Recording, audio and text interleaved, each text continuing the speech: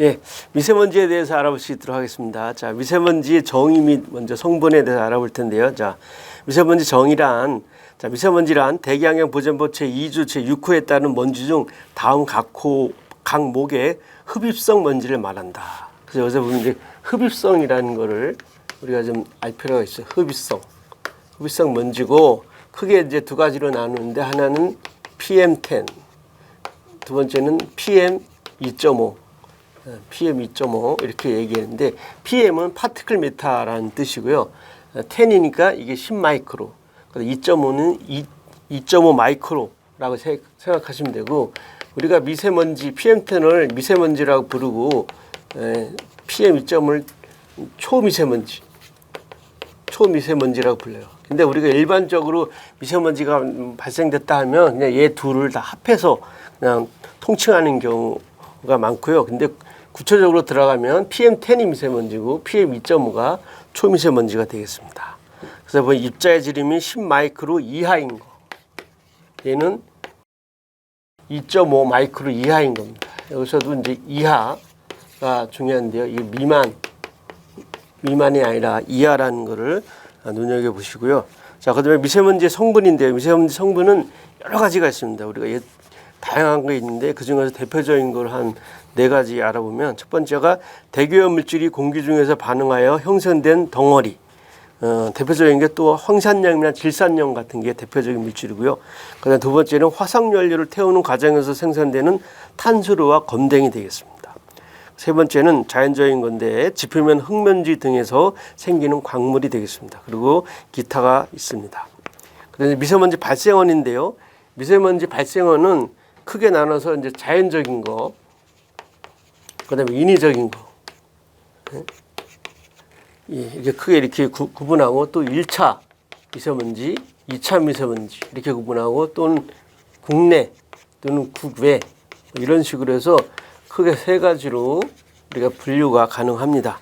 자, 그래서 먼저 자연적인 거와 인위적인 발생원을 좀 알아볼 텐데요. 자, 자연적인 발생원으로는 황사 등에 의한 흙먼지, 바닷물에서 생기는 소금, 식물의 꽃가루 등이 있고요. 근데 뭐 그 양은 그렇게 크게 많지도 않고 있습니다. 그다음에 인위적인 발생원이 가장 문제가 되는 건데, 자, 주로 이제 나오는 거는 자동차와 사업장이라고 보시면 돼요. 이 자동차 중에서는 특히 이제 자동차의 배기가스하고 그다음에 자동차 타이어의 마모 등에서 많이 발생되고요. 또 사업장 같은 경우는 각 사업장의 그 제조 공정에서 나오고, 그다음에 굴뚝 배출가스 등에서 배출되고 있습니다.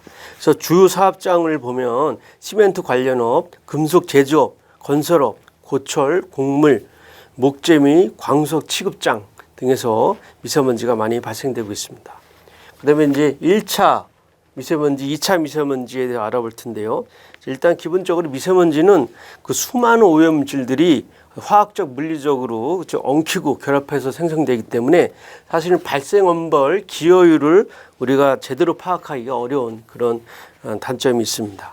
자, 먼저 1차 미세먼지인데요. 1차 미세먼지는 사업장의 굴뚝, 그다음에 자동차 배출가스, 건설 현장, 도로, 불법 소각 등 발생원에서부터 고체상 형태의 미세먼지가 나오는 경우가 되겠습니다. 즉 1차 미세먼지는 형태가 뭐다? 고체상.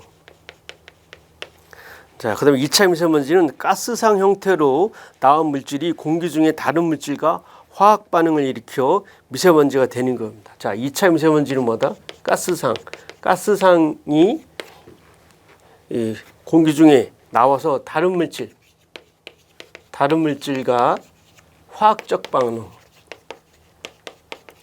화학 반응을 통해서 2차적으로 만들어진 거라고 보시면 되겠습니다. 자, 그리고 이제 1차 미세먼지가 2차 미세먼지로 전환되는 메커니즘을 좀 알아볼 텐데요. 대표적인 거 3가지만 알아볼 수 있도록 하겠습니다. 먼저 VOC, 휘발성 유기화물인데요.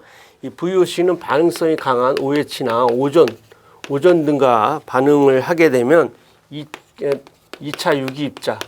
사실 2차 유기입자라고 하는 거는, 유기입자라는 건 어마어마한 범위가 어마어마하게 커요. 2차 유기입자 형태로 나오는 경우가 있을 거고요.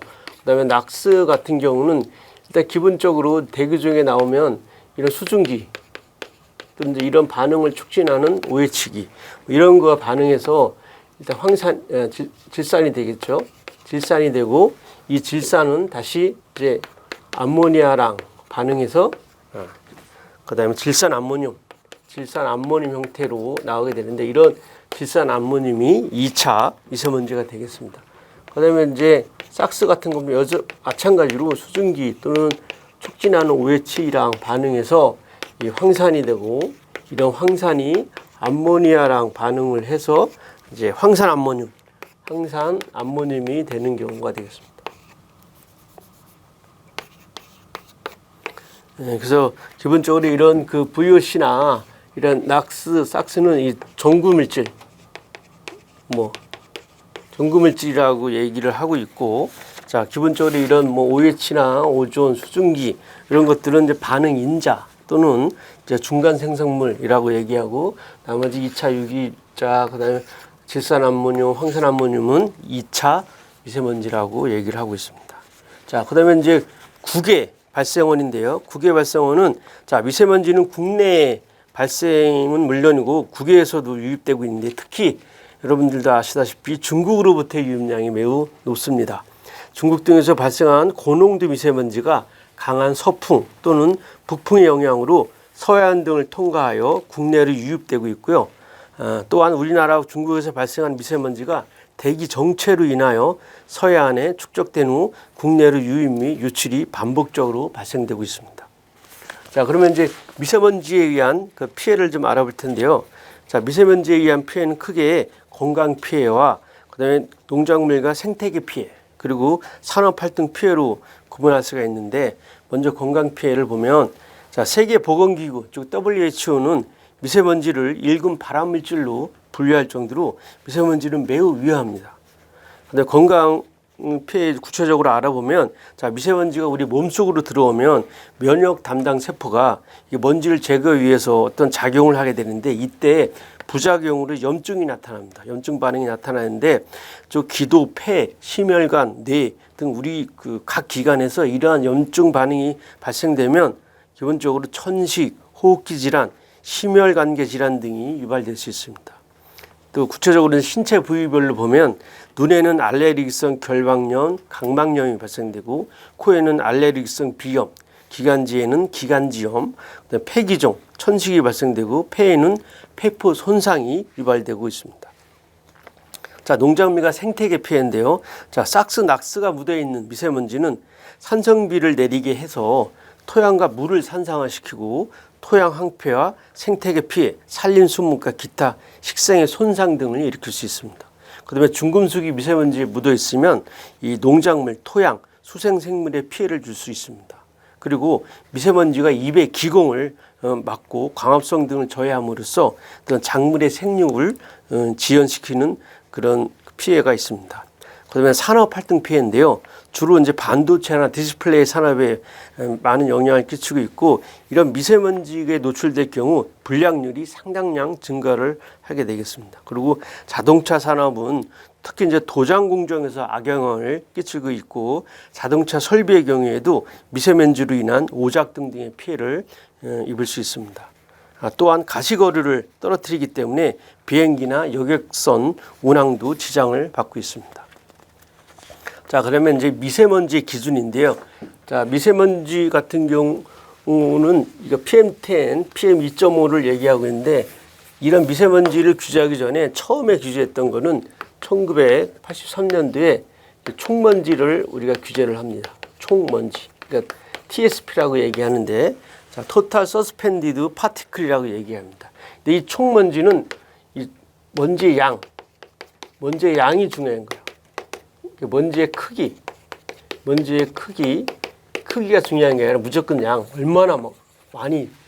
얼마나 많냐랑 이런 총 양을 규제한 겁니다. 이후에 이제 1993년도에 이런 먼지 총량보다는 먼지 크기의 중요성을 반영해서 PM10, 즉 10마이크론 이하의 미세먼지에 대한 기준이 추가된 겁니다. 그래서 1993년에는 PM10이 추가가 되는 거죠.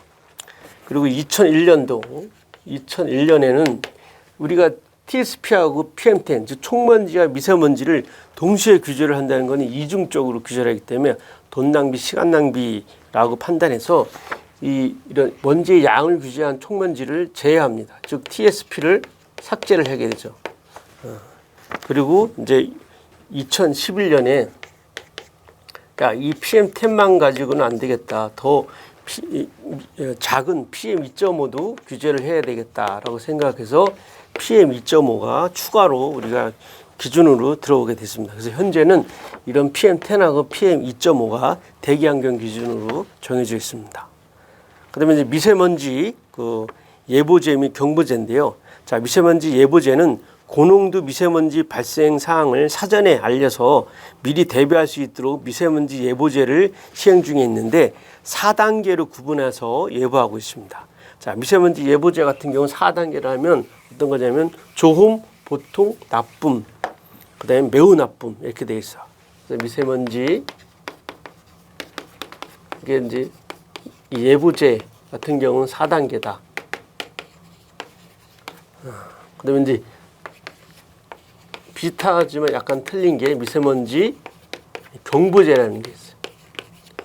얘는 이제 사전에, 예보는 사전에 알리는 거고 경보는 발생됐을 때 어떻게 하라는 그런 얘기인데요. 자, 미세먼지 경보제는 고농도 미세먼지가 발생하였을 때 이를 신속하게 국민에게 알려 행동 요령이나 조치 사항을 실천하도록 하여 미세먼지로 인한 피해를 줄이기 위한 제도로 시도별로 고농도 미세먼지 발생 시 경보를 발령하여 주민 건강 보호 및 대기 오염 저감 조치를 시행하는 제도가 되어 있습니다. 여기서는 2단계로 우리가 경보를 알려주는데 2단계를 하면 주의보하고 경보가 되겠습니다. 그래서 이렇게 미세먼지 예보제하고 미세먼지 경보제까지도 지금 도입이 되어 있는 상태입니다.